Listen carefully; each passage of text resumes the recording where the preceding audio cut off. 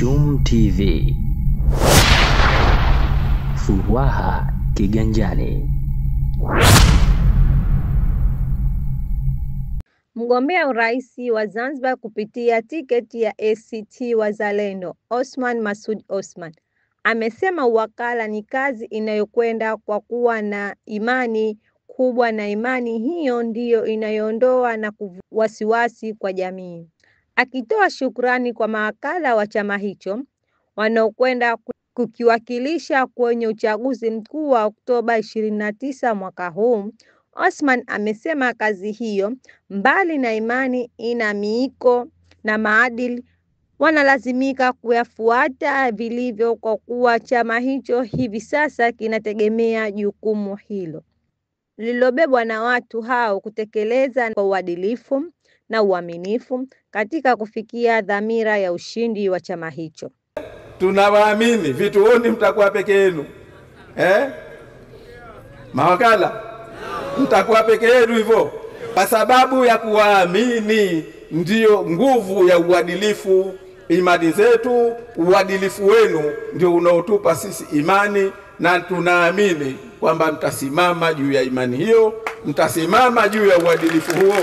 Nyinyi mnakwenda kuandika historia. Hii picha yako ya leo kama utapata iweke. Picha muhimu sana, utakuja kuniambia inshallah.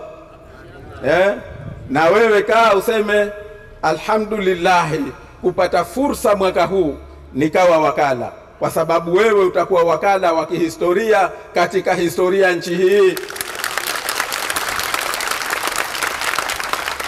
Na inshallah sisi tunawaahidi kila aliyekuwa wakala tutamweka kwenye kumbukumbu za nchi hii kwamba huyu alishiriki katika jambo kubwa tukufu la kuleta mageuzi, kuondoa dhulma, kuondoa ufisadi, kuleta mageuzi, mabadiliko walioyataka Wazanzibari. Hapa mwenyekiti wa timu ya kampeni ya chama hicho, Ismail Jusalado, akasema, nawaambia viongozi wa chama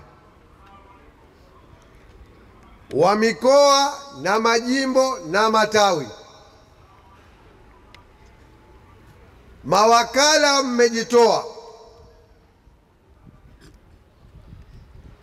tusende tukawachia mzigo mawakala peke yao.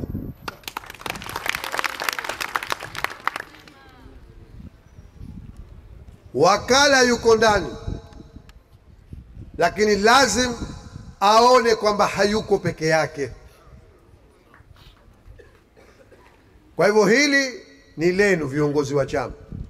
Tutalifanyaje? Hapa si pahala pake, lakini yako mambo ya msingi lazim wakala ahakikishiwe na wenzake, na jingine nategemea mbali ya waangalizi, lakini wagombea wenyewe wahakikishe wanapita vituoni muda wote. Hii ni Chum TV. Usisahau kusubscribe, kulike, kucomment na kushare. Ni mimi Zulaifa Isa.